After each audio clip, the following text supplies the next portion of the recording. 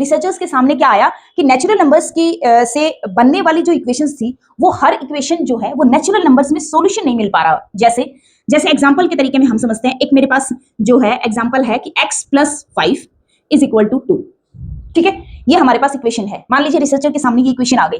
अब ये जो इक्वेशन है ये नेचुरल नंबर की हेल्प से बन गई है। इसका जो कोफिशिएंट है वो 1 है, नेचुरल नंबर में बिलोंग करता है। ये कांस्टेंट है, ये 5 है, ये नेचुरल नंबर में बिलोंग करता है। इक्वालिटी करके जो कांस्टेंट लिखा गया है ये 2 है, ये भी नेचुरल नंबर में बिलोंग करता है। तो नेचुरल नंबर्स की हेल्प से इक्वेशन तो बन गई है और x वेरिएबल होता है, यहां तक की बात हमें समझ में आ गई। लेकिन यहां से जो x निकल के आया वो हमारे पास आया -3। ठीक है, या हम दूसरी इक्वेशन जो है वो हम ले ले x + 2 = 2। ठीक है, यहां से x आ गया 0।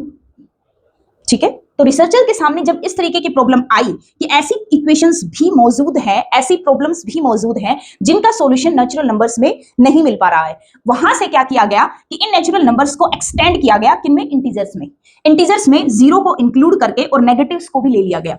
तो इंटीजर्स जो है वो आपके आ गए, इंटीजर्स जो है जेड से रिप्रेजेंट किया जाता है, आई से भी रिप्रेजेंट करते हैं, जेड और आई दोनों से रिप्रेजेंट करते हैं। तो ये सारे negatives -1 -2 -1 0 1 2 3 up to this way, इस तरीके से। ठीक है, तो कैसे हुआ इन्वेंशन, कैसे हुआ? इसको नेचुरल नंबर को एक्सटेंड किया गया। क्यों एक्सटेंड किया गया? क्योंकि जो रिसर्चर्स थे, जो मैथमेटिशियंस थे, उनके सामने ऐसी प्रॉब्लम्स सामने आई, ऐसी इक्वेशंस उनके सामने आई कि उन जिनका सॉल्यूशन जो बन तो गई थी नेचुरल नंबर से, लेकिन नेचुरल नंबर के अंदर उनका सॉल्यूशन एग्जिस्ट नहीं कर पा रहा था।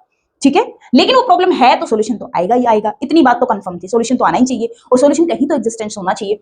तो उसके एग्जिस्टेंस के लिए उन्होंने इंटीजर्स का इजाद कर दिया।